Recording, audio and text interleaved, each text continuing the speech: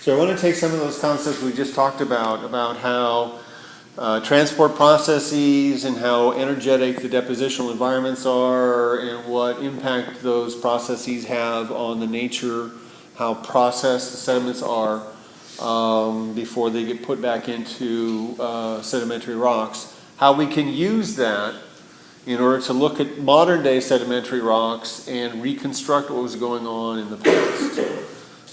So I'll just run through some of these slides, and then we'll break up into groups and look at the actual sedimentary deposits in the Grand Canyon and apply what we've talked about today in groups to kind of reconstruct what had happened in that area during the Paleozoic. And we'll either work up here, or the computer lab in the planetarium is open. There's no class scheduled, so we may just move down there at that point of class in order to allow you to be able to get online in something a little bit more user-friendly than your phones to look up anything you might need to look up. Okay. So sedimentary rocks, and I think this is a key point. One thing that really makes sedimentary rocks different than igneous rocks and metamorphic rocks is that by and large they mostly form under normal surface kind of conditions. They don't form at high temperatures, they don't form at really high pressures, and therefore their formation records a snapshot of the conditions that they were experiencing when those rocks were put together. And we've talked about this in some of the poll questions. The depositional environments that lead to the accumulation and lithification of sediments are going to vary in how those sediments are processed, what kind of sediments are showing up, and we can therefore work backwards from rocks to environments, past environments. So this is kind of a general principle. Wherever we're seeing stratified beds, that's going to hold information about the past environments in the area. And you're probably sick of seeing slides of the Grand Canyon at this point, but it'd be great to take you all out there to actually look at some of this. A week from today, we're going to be going to Wadsworth Falls State Park, and the focus of the lab will be to look at an exposure of different sedimentary beds and to figure out how to map that arrangement and how to identify the different rock types and what that tells us then about the past environments when those rocks were laid down. Okay. So one important aspect is that there is oftentimes in many different kinds of depositional environments a pronounced sorting of particles by particle size. And again, we're going to look at that this morning when we go out to Rye Brook, just a little bit north of campus, and sample sediments from different areas. We'll be doing something very similar to this in the lab. But the way this relates to actual real environments is that, in comparing onshore versus near shore versus deep ocean kinds of situations, you're going to expect to see different kinds of sediment particles show up.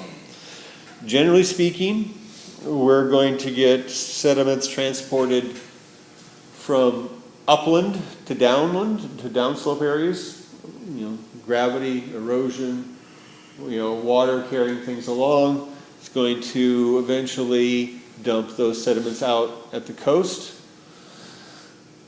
Near shore environments are going to tend to be dominated by sandy sediments. The further out you go, the less sand you get. Why? Because sand is a relatively large particle and it's heavy, so it'll settle out first. Okay, sand's going to settle out first because it is heavier.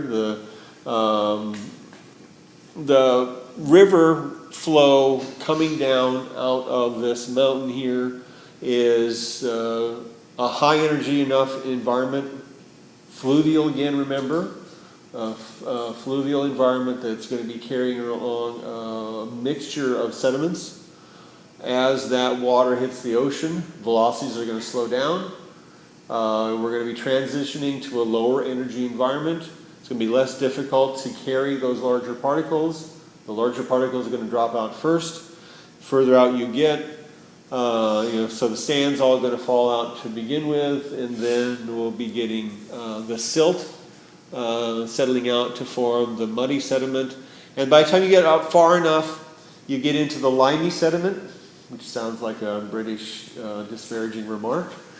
But basically we're talking about, in this case, well, let me ask you a review question. What kind of sediments, we've got two basic kinds of sedimentary rocks, remember? What kinds of sediments are going to be forming rocks in these two areas?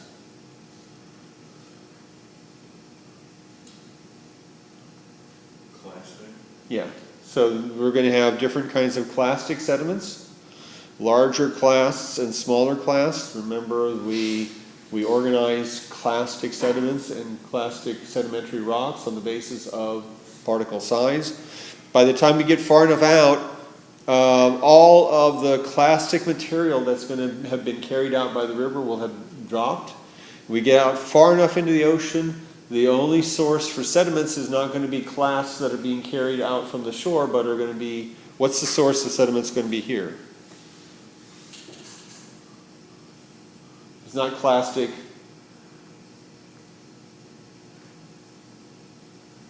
Genevieve. What kinds, if these aren't clastic sediments out here, what is going to be the source of the material, the particles that are falling out here in these deeper parts of the ocean? I'm sorry. Okay. Anybody? Precipitate. Okay, so we've got clastic sediments here, and we've got essentially chemical sediments here. And that chemical precipitation can either be just straight chemical precipitation, or in the case of these limey sediments, much of it is biologically facilitated precipitation. Got all sorts of little critters out in the ocean that take up carbon dioxide to form calcareous skeletons. And when those little critters die, what's going to happen to their skeletons? Gradually, slowly sink because they're small, going to be very fine, and that's what's going on to produce this limey sediment out here. So, I mean, this is just the same kind of thing, but kind of showing that, basically the sand's going to settle out first, the mud's going to settle out later. Then you're going to get to an open water kind of environment where there's nothing from the land to settle out, and it's going to have to be biologically precipitated. Sandy sediments are going to produce what kind of sedimentary rock? Clastic? Yeah, but what particular kind of plastic rock? Sandy sediments are going to produce sandstone, okay?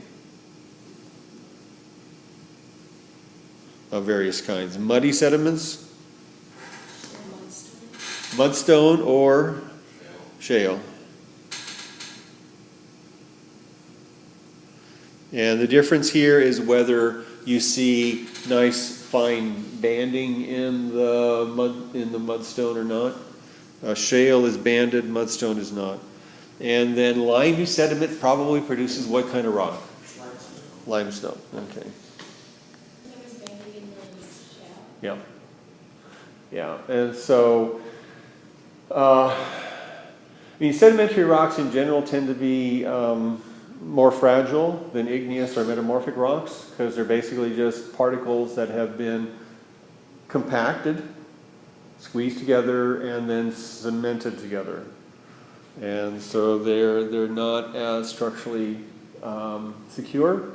When you take mudstone and break it, it's going to break up into pieces, kind of like if you look at a mud puddle as it dries out, cracks into these kind of blocky structures. Shale basically has very fine bedding planes in it, and so shale, you can tend to pull it apart in those flat planes, whereas mudstone, it's really kind of impossible. You try to pull mudstone apart and you just get these blocks. Now geographically, this is very important for the kinds of sedimentary deposits that are in much of the eastern United States. I think I've mentioned the different kinds of mountain building episodes that occurred in the past. The Grenville orogeny was a billion plus years ago. Basically, Rocky Mountain kinds of mountains on the edge of the proto-North American plate, which at the time was kind of tipped over on its side and down a little bit south of the equator. But as you have those mountains wearing away over time, over the hundreds of millions of years that it took for them to wear down, the sediments are going to be obviously dumped off on both sides of the mountain, but in particular of importance for building up these sedimentary layers in the continental proto-North America. You have areas that are dominated by sandstones out east. If you go further west, you see shaly kind of sandstones. By the time you get out to Indiana, where I spent some time, southern Indiana was just full of limestone because, at the time, it was a shallow inland sea kind of environment. And so all of this erosion of clastic material off of the eroding Grenville Mountains would have been sorted out, larger particles, smaller particles, and then eventually far enough into that inland sea that you had the limey deposits then producing limestone. So this just again reinforces that idea of the layers of sedimentary rock kind of recording a history of the region. We have talked about that beach sorting in terms of spatially, the further out you get from the shore, the smaller and the smaller particles you get. But you can see the same thing going on vertically in an area once you realize that ocean levels don't remain constant over time. The ocean itself rises and falls, but also the land can be uplifted or subside. And so the position of that shoreline can actually move back and forth across the landscape as the ocean or the land surface rises and falls. So this picture doesn't actually show it really well, but let's say that we had this situation here with sandy deposits being formed close to shore, and then muddy deposits being formed further out, and limey sediments even further out. What happens then if the land subsides or the ocean rises? The shoreline comes over to here. Where are you going to be then at that point laying down sandy sediments? Further up. Okay, you're going to get now sandy deposits here. What's going to be laid down in this area? Mud on top of the previous sand. And if this, continued to rise, you might get to the situation where the shore is so far over here that all the clastic material is going to fall out too far away, and the only thing that's going to be piling up on top of this sand, and then mud on top of that is going to be limey deposits on top of that. And so you would get this kind of profile of sedimentary rocks here that we see, and I'm not actually sure. This, well, I'm guessing where that would be from. You know, we've got essentially layers of sandstone down here, then we've got shale, and then we've got limestone. So we could reconstruct the picture that in this area, at one point this area was a near shore, shallow marine environment where there's, or actually maybe even the beach itself, which is going to be all full of sand. And then given this profile with sandstone down below, shale above it, and limestone above that, would you expect that in this area ocean levels rose over time, that's recorded here, or fell over time?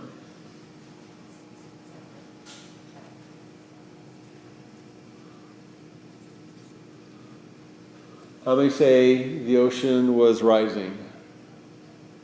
How many say the ocean was falling? Rising?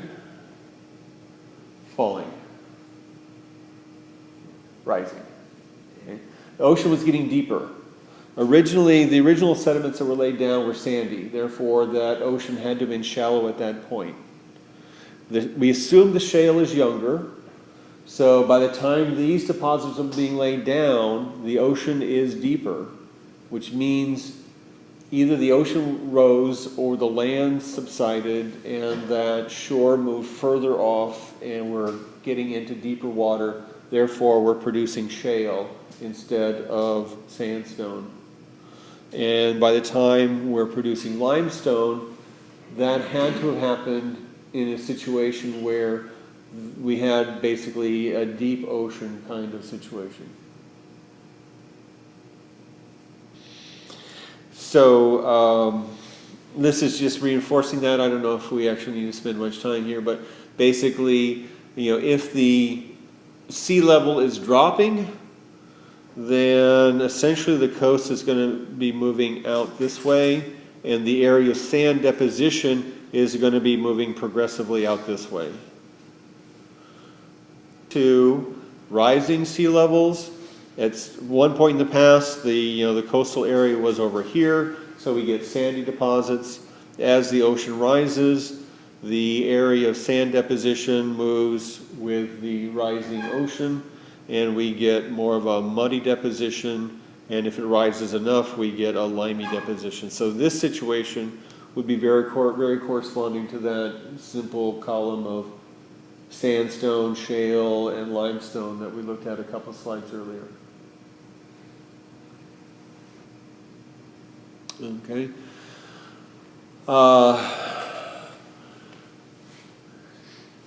There are other kinds of transport processes that are important and help us to reconstruct what's going on in the past. But the really one, well, a couple I'll mention. This notion of cross-bedding is very important. When you have a flow of some fluid, which can either be air or water, and we talked about this a little bit last time, I think, that's going to drive sediment particles up the shallow face of this this deposit, and then when they get up to the top as far as possible and things become unstable, they fall down the leeward face, and therefore just by looking at the shape and structure of dune fields today, we can tell what direction the winds are blowing the sediment around. As I mentioned, this kind of process, these Aeolian processes are very pronounced on Mars. And so one of the more pronounced landforms we see are different kinds and structures of dune fields. And by looking at those dune fields, we can basically tell, what's the direction of prevailing winds at this area of Mars without necessarily having a weather station, on the planet there. This occurs not only in real time today, but these dune structures can become fossilized. That is, if conditions change and they stop moving, they can be cemented in place and form, again, what kind of rock? Sand dunes, sandstone. But sandstone where you see these very pronounced cross-bedding structures. Okay. And again, these can be driven either by air or by water. The crossbeds that are driven by water tend to be smaller. And those, air tends to be able to produce larger sand dunes than you find in stream beds. With the Opportunity rover, some of its earliest evidence for flowing water on the surface of Mars were basically identification of crossbed features in the bedrock in Eagle Crater where Opportunity landed. And given the size of those crossbeds, they could rule out the fact of wind producing those crossbeds, and therefore there must have been water flowing across the surface of Mars at that area, 2.5, 3 billion years ago when that bedrock was being laid down. So we'll talk more about aeolian processes. We've got a session tagged for that later in the last third of the course, where we're talking about more surface features. But again, you can tell the prevailing winds leads to the particular windward and leeward face of the dunes, and also the other feature that is of interest are these ripple features, which tend to be more symmetrical than the cross-beddings on the dunes. And again, ripples can be driven either by wind or by water. Okay, so here's an example of some sandstone showing some pronounced cross-bedding. You've got these layers here that are kind of flowing along, showing the principal slope of the bedding plane, and these more angular structures here would represent the cross-bedding that resulted from the sediments falling down on the leeward side of these dunes as they were being formed.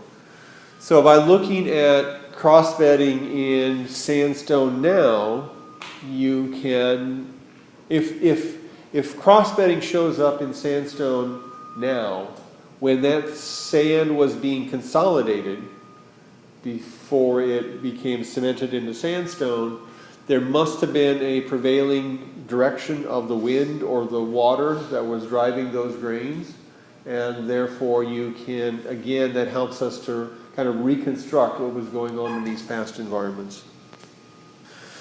So my shots of the Grand Canyon, so this layer here is the Coconino sandstone. It's underlying the Kaibab limestone. It's above the Supai group and the Red Wall and the Bright Angel Shale and these other layers that we'll be looking at shortly. That sandstone, if you look at it closely, we actually saw better cross-bedding, but when I pulled up my photos from the trip, this is the best I could get. Here's the sandstone, so that layer is quite thick. It's the same sandstone layer that you find at Walnut Canyon, and here you can see much more pronounced the cross-bedding. Here's the general lay of the bed, and this more angular profile here represents that cross-bedding from the material falling over the edge. There's like a gap in between.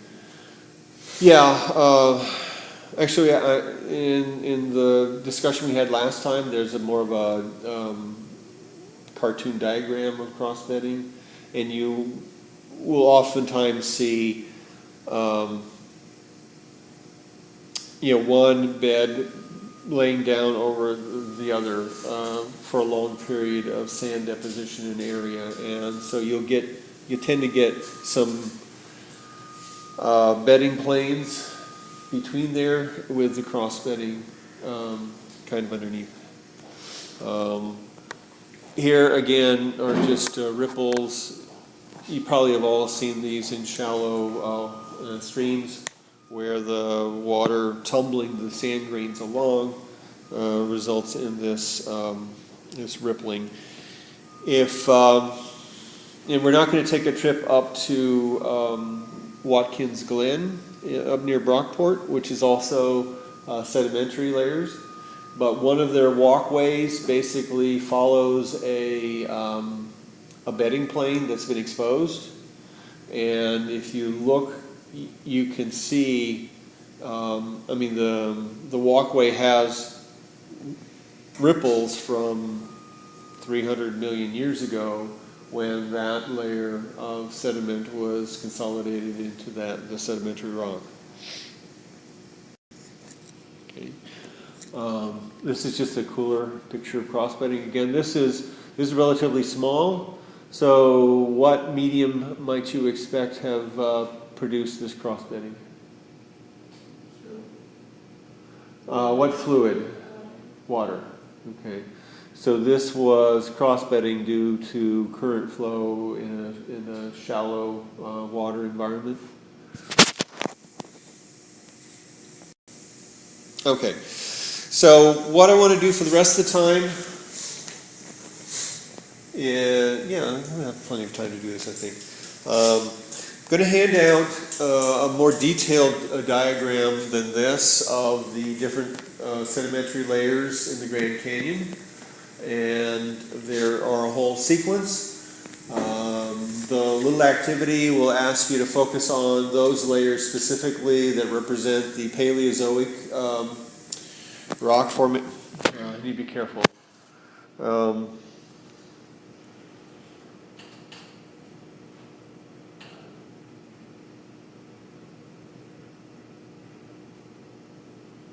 A little bit of terminology from the reading. When we're talking about these layers of sedimentary rock, we can talk about different groups, formations, and members. How are those related to one another?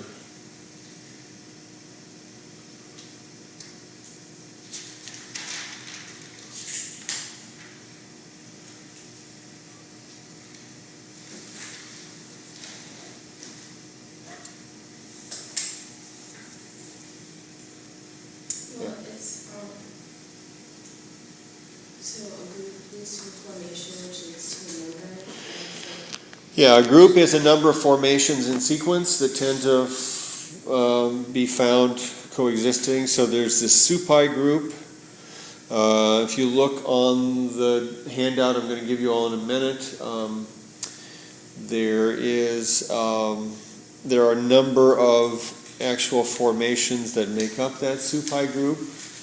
And then many of those formations in turn are made up of finer divisions, which are called members. And this is just, a kind of hierarchical organization of sedimentary layers that allows geologists who look at landscapes like this to organize sedimentary layers into coherent, meaningful groups of layers. And the relationship of the finer layers in between. So, for example, in the Supai group, you're going to have a series of different formations. Generally, again, we're talking about from oldest to youngest. And the actual sedimentary rock composition of those formations and then the members inside those formations will reflect the changing environmental conditions under which those sedimentary rocks were formed. So that's basically the crux of the assignment that we're going to be working on. So I'm going to give you basically this diagram and a link to some more information about these different formations. Essentially everything from the Tappets sandstone to the Kaibab formation, these were all laid down during the Paleozoic.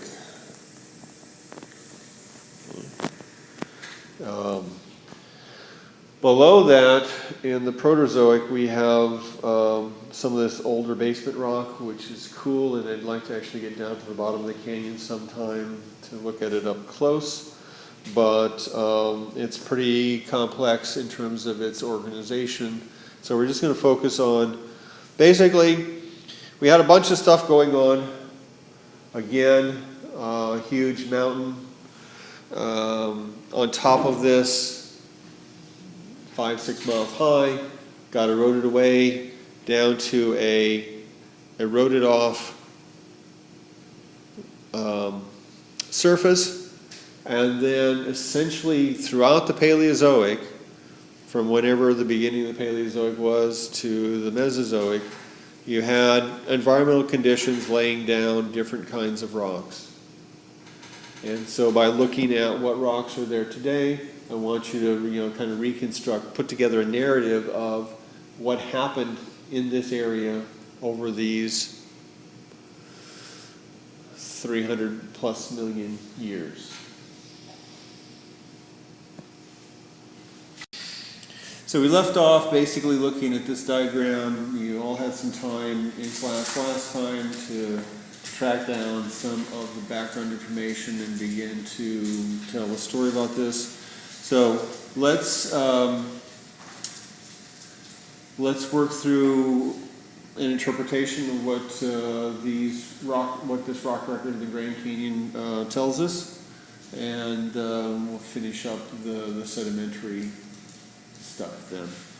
So I had you focus on just the Paleozoic sediments. But I did want to provide a little bit more background by talking about some of what's going on here with the basement rocks. So if you look at the pre-Paleozoic, the Proterozoic sediments in the Grand Canyon, what do you see?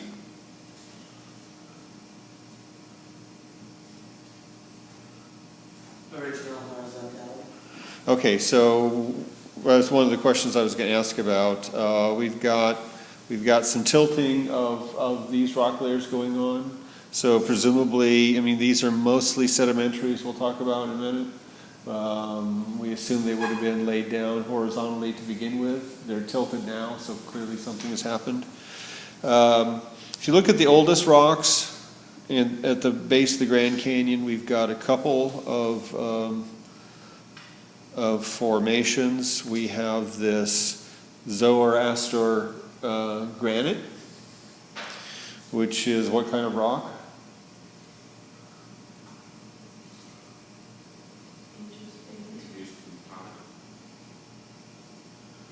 Intrusive, plutonic, igneous, and it's more more felsic. And we also see here this Vishnu schist,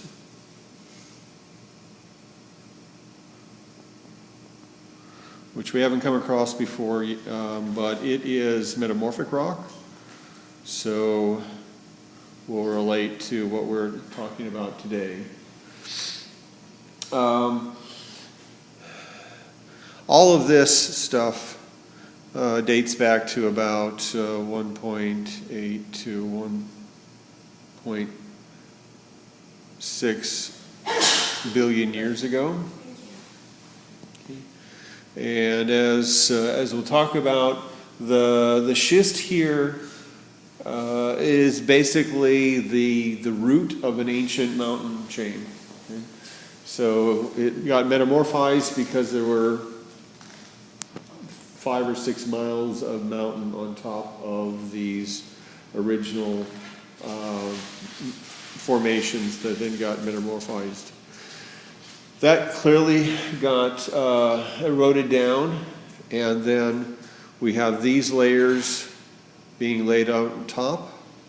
And for example, we've got this Bass limestone layer here, and we have well, first of all, which is older and which is younger, the Vishnu schist or the granite?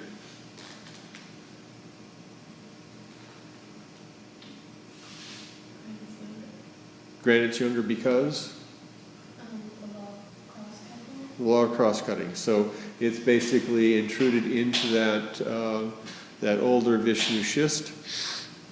Now, if you look closely, let me blow this up a bit if I can. If you look a bit more closely, you can see where that intrusion and the surrounding Vishnu schist got shaved off, and then these sediments laid down on top. So all of that is older than these younger Proterozoic layers. These all are basically, this whole range together extends from about 1.2 billion years ago to about 740 million years ago. Then we've got this great unconformity. What does that indicate? There's a massive gap. There's a big gap in the rock record, okay? Because, I mean, clearly we've got the Vishnu schist being metamorphized. We've got the granite coming up through it. We've got that being planed down. We have, for about 500 million years, different layers of sediments being laid down. That, in turn, eventually got tilted, shaved down again, and we have this substantial period where there's no rock record laid down. Okay, so in terms of the Paleozoic, we start with the Tapetes sandstone, and that's obviously sandstone. When was that from? Do you have your notes from the...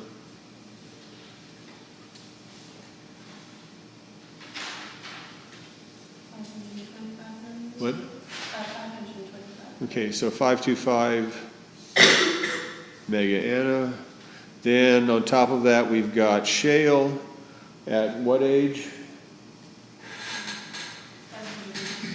515. And then the limestone on top is at 505. Then if we go up to the Temple Butte limestone, what's the date for that? 385. Okay, 385. So again, we've got this gap. The three down here, the Tapetes, Bright Angel, and Mauve, all form the Tonto group. It'd be the geologists looking at those layers in the field, get the sense that they sort of hang together, which is why they're gathered together in that group. So we've got sandstone at 525 million years ago, shale at 515 million years ago, limestone at 505 million years ago. What's the story that we tell from that? What's your interpretation? There was a pretty long period of sea level rise. Okay. Do people agree with that?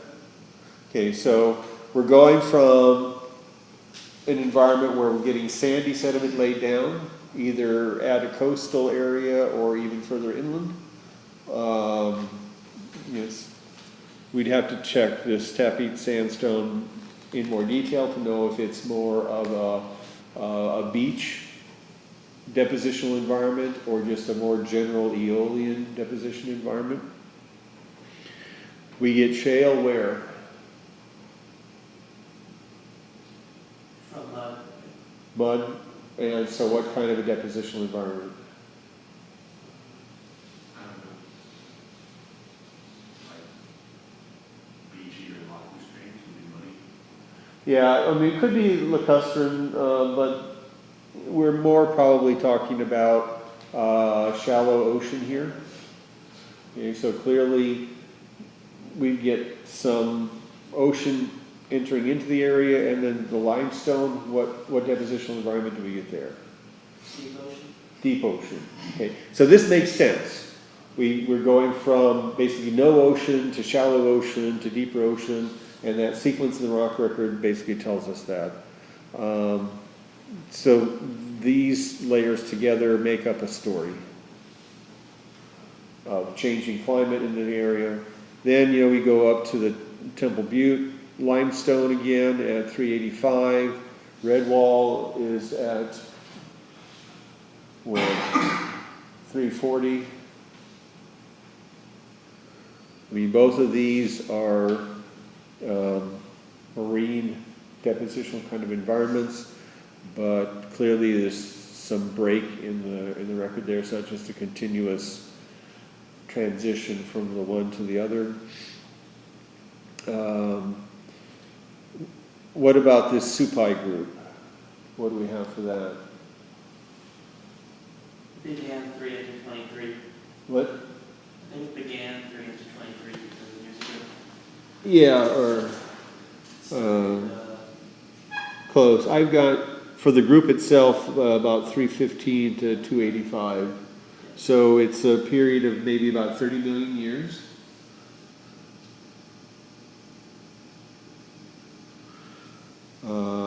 And we've got limestone, siltstone, mudstone, and conglomerate in this lower formation. We have a variety of different rock types making up formations, making up members within these formations that make up the group.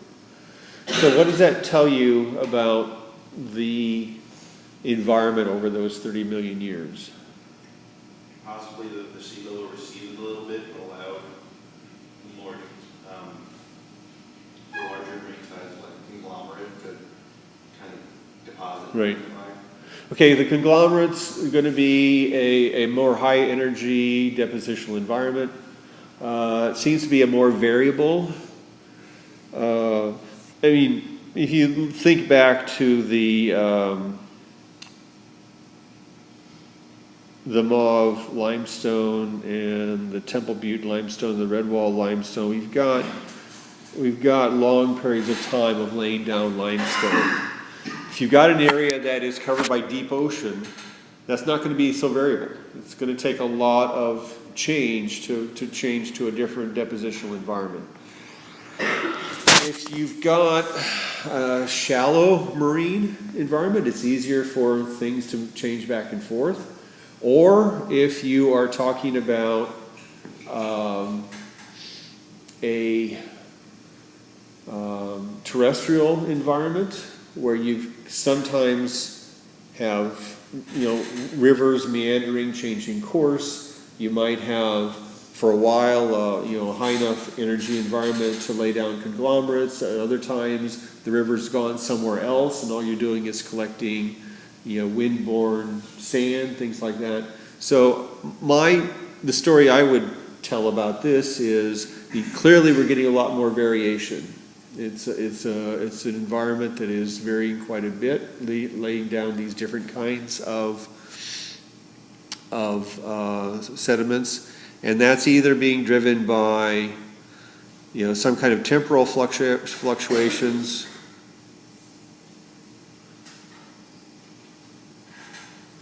or spatial variation,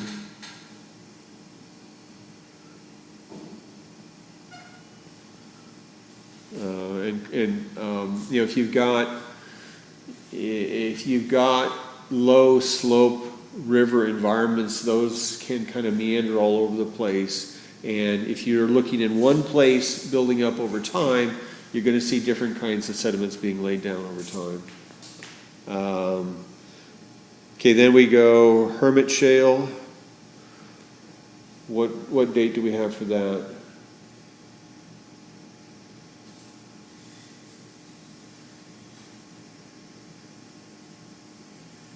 $280 million years. Okay, 280 Megana. And then we're talking about shale again, so it's going to be an environment where we're laying down mud. Some shallow water environment, whether it's near shore marine or large, lake basin, something along those lines. Coconino sandstone is, so we've got that at about 273 million years ago. And this is a pretty pronounced formation. And what you need to think about here is just picturing this whole area covered by a sea of sand for miles and miles and miles and building up over time.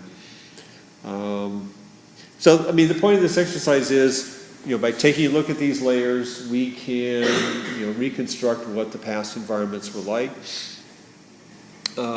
One thing that we have, our story here is incomplete because we're focusing just on the Grand Canyon. So, for example, this sea of sand that eventually became the Coconino Sandstone, what would you want to know about that sand? The overall composition of the sand. Well, the composition, but what might that tell you?